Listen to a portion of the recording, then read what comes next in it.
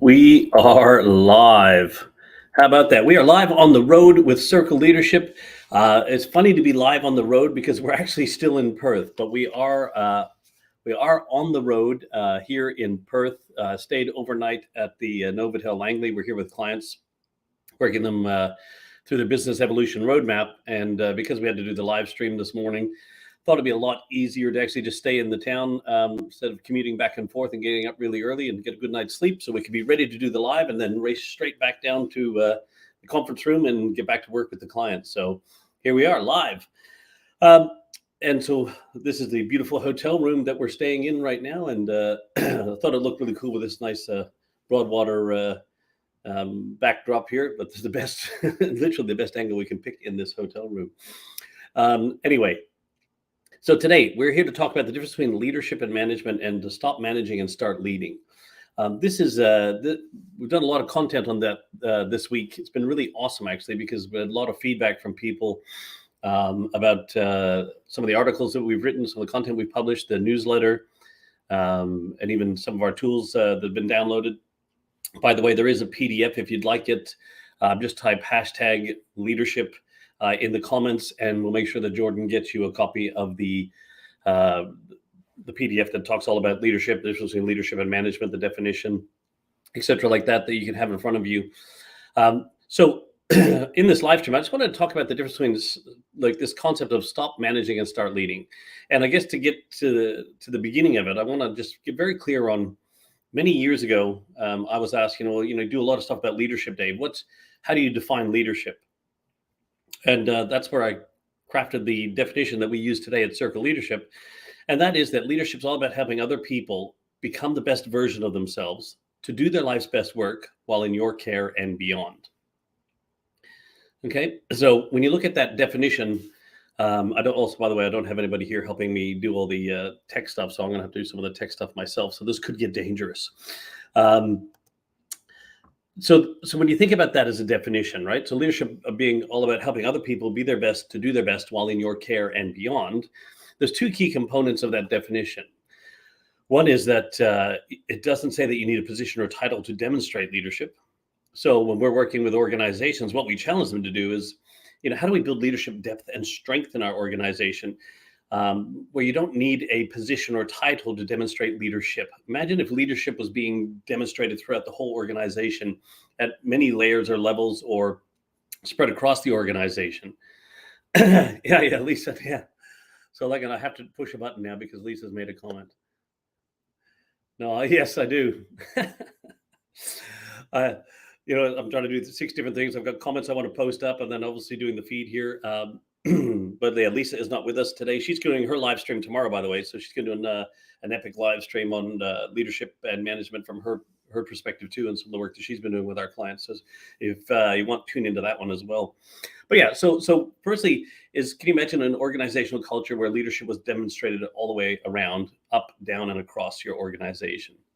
The second part of that definition that's really important to understand is that it says that I care about you as a human being first, an employee second. So when we're talking about helping other people become their best to do their best while in your care and beyond, the in your care and beyond bit means I care about you more than just while you're here. I care about you and your future. It was quite interesting, actually, because we were having this conversation yesterday when we were doing the leadership workshop as part of the rolling out the business evolution roadmap for our clients, is that we run a leadership workshop so they can understand the environment and the framework in which for it to be successful.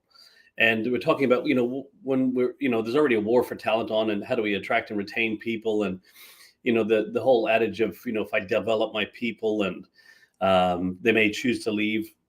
And so, this is a stark reality of business in the world today, is that people will leave your organization. I guess the challenge is, how do you want them to leave? Do you want them leaving regretting being at your organization, or do you want them leaving your organization with the greatest memories and like it was the most amazing time of their life? So when you're, and this speak to a little bit towards when we talk about the difference between leadership and management, is that what was being suggested is, well, if I hold my people back, then I can hold on to them, right? So when you hold your people back, you think you can hold on to them, but the tighter you grab hold of that, the quicker they'll just slip through your grip. Because what will happen is I realize that I'm not going to get any development or where I want to go here, so I'm going to leave anyway. Imagine if we actually invested in our people and cared about them as human beings and said, what does success look like to them? What would they like to be accomplishing in their lives? And then how can I help show you how to get that while you're here, and do amazing work while you're here to help you have those things, and then develop into that space. So then that person may think, obviously, great, you care about me as a human being. You're worried about my own personal goals. You're also helping me develop. And I get to a certain level, there may not be anywhere else I can go in the organization, so I may need to leave. So if I then choose to leave the organization to get the things that I need to do because you helped me to get into that position, I will always remember that. And then, maybe in time I might come back into the organization at a different position or place within the organization, the way it's structured.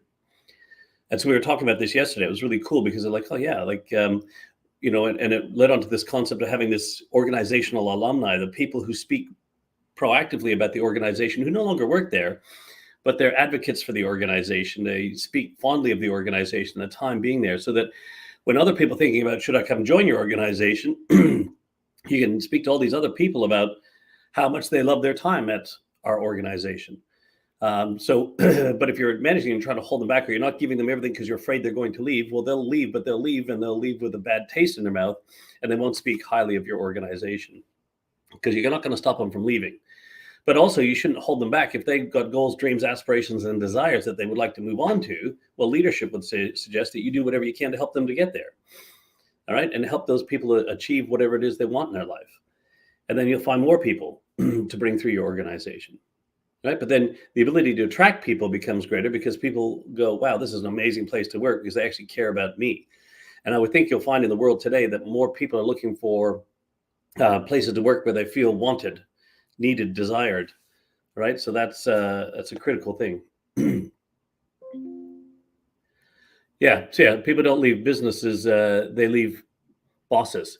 Yeah, and we actually talked about that too. We were saying that the number one reason why most people leave is because of their relationship with their direct supervisor, leader, manager, whatever you want to call it, and or they don't have really good, rich, entrenched friendships in the organization. Right. So imagine a culture where everybody was lifting each other up, where everyone was helping each other succeed. All right. This is what leadership's all about. So leadership being all about helping other people become their best, to do their best while in your care and beyond. All right. So that means we care about you as a human being first, and that you don't need a position or a title to that. So we can create a culture where everybody is lifting everybody up in the organization.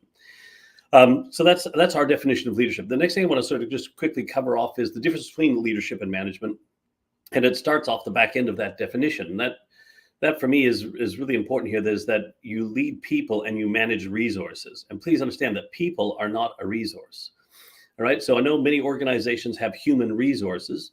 And I know my human resources friends, especially Rob and Elisa at Quantum HR, will agree fully with me here. Shout out to them. Is that we should have resources for humans, not humans as a resource.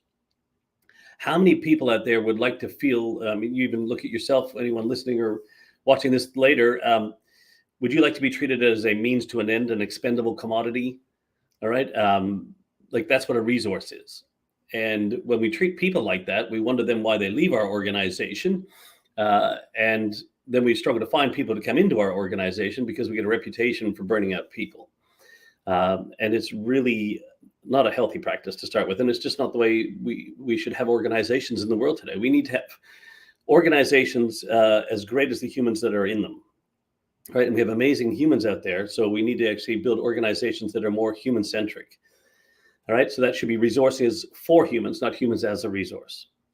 And so Robin and Lisa at Quantum HR, their organization is helping people helping create organizations that think and act human first. All right. So imagine if we thought and acted human first in our organizations. So one of the fundamental differences is you lead people, you manage resources, and people are not a resource. It's what I like to call like leadership is the art of business and management is the science of business. You look at, leaders coach where managers direct. All right. Managers are all about the numbers and, they try to manage the numbers. So that therefore they have to manage the people. But when you lead the people, you don't have to worry about managing the numbers, right? Because the numbers will take care of themselves when you actually start taking care of the people in your organization. Excuse me. Probably need this. First week coffee. So leadership versus management: art, science, people, resources, numbers. So management's all about numbers. You look at coaching versus directing, asking versus telling. All right. And I'm not saying because one of my mentors, he raised a question. He says he agreed, but he said that he still believes that people need managers. And I've asked him to comment on that, but I haven't heard his response to that yet. But I'll sit there and go, when do people need managing? So we have performance management in organizations. Now, performance management addresses when behavior isn't where it needs to be. But imagine if we shifted away from performance management and moved to performance leadership, where we were actually building, let's get that culture where we had, daily huddles, talk to people, weekly nudging, and hey, how you going? What's going on? Monthly coaching and stuff like that to lift people up. We'd get to a stage where you wouldn't need to manage performance because you'd be lifting performance all the way along the way by helping that person become their best to do their best, rather than just asking them to do their best and not help them become their best along the way. Right? Because this is what management will do. They'll just say, hey, do your best. Here it is. Here's what best looks like. Start doing that. And if you're not doing that, I'm going to talk to you a few times. And if that doesn't work, then I'm going to put you on performance management. And then we're going to look at how to exit you from the organization. And remembering that performance management is like rubbing a dog's nose in the poop it did last week. It just doesn't understand, because usually we're looking backwards with performance management, and performance leadership is always about helping lift and build up and forward. And it's quite funny. Excuse me. Challenge with the voice this morning. So one of the things that Lisa and I were talking the other week, and was talking about something, and it created me to, I wrote something down like the beginning of a nuclearism, and it was the fact that managers need you to help them succeed, whereas leaders want you to succeed. And it leads me on to a story. I'm going to call it Carl's story. So I had a regional manager back in one of my careers. His name was Carl. Let's call him Carl for better sake. And Carl, him and I were having a real big discussion around performance and everything like that. Now, I was leading in a part of the organization that we were both in. And our organization, our part was, we were achieving 167% of our plan. So we were well above budget and where we needed to be. We were number one operations in the state and number 4 in the country. And he said, David, you need to do more. And now Carl in his area looked after 9 different locations. And he said, Dave, you need to do more. And I'm like, but Carl, our people here, they're amazing. We're already 167% of plan. What do you want me to do? I'm not going to kill them in the process to do this. And he said, well, David, the rest of the area isn't looking great, and I need you guys to lift more to cover the rest of the area, because we were the biggest operations in the area. And I said, but we're already 167% of plan. And he clearly said to me, he said, David, your job is to make me look good. And I'm like, oh, that's interesting, Carl. I thought your job was to make me look good. And by us all looking good, you looked good. So because he wasn't looking good on his piece of paper, because some of his areas were down, he felt it was my job, because he was my manager, to make him look good. And so when I talk about managers need you to help them succeed, whereas leaders would go, hey, I'm here to help you succeed. Now, we were doing really well. Now, he could have reframed that whole conversation and said, hey, Dave, I'd love to help. Could you spend some time coaching with some of the other guys, help me and work with me to coach the other guys to get up to do with some of the things that you guys are doing and how you're getting things to work. And I would have jumped at it. But to actually demand me and then to get my team to do more for us, when we were at 167% of plan, was like an unreasonable request, because our people were already working at their full capacity at this stage. So he was trying to manage us. So the last thing I want to talk about then, from a leadership versus management point of view, is that the last sort of debate I have with people who are in management roles or management positions or even leadership positions is that they're not spending enough time with their people. And like, well, I've got so much work to do. I don't have time to spend people. I've got all this stuff I have to do. And so I have all this stuff that I have to do. I'm like, oh, that's interesting. So do you not see spending time with the people as part of your role and responsibility? Whereas a manager has all this work to do, and then they just got to make sure everybody else is doing what they're supposed to be doing and then get on with their work. Whereas leadership would suggest that actually coaching and supporting your people are actually part of your role of responsibility. It's my responsibility, my obligation, it's my duty to help you become the best version of yourself, to do your life's best work while in my care and beyond. So one of the things we challenge leaders on is, like, do you have time blocked out in your calendar to proactively meet with your team, whether that's a weekly nudge, just a little 15-minute check-in, a daily huddle, a monthly coaching session with every single person in your care?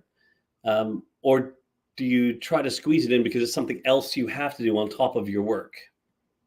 Right? So leadership would say that is my role. That's my number one priority. It's my highest payoff activity, is to spend time with my people and my team. And a manager goes, what's something I have to do after I've done all my work? And then we wonder why we're running around putting out fires, because we're not spending enough time with our people, helping them become the best version of themselves to do their life's best work while in our care and beyond.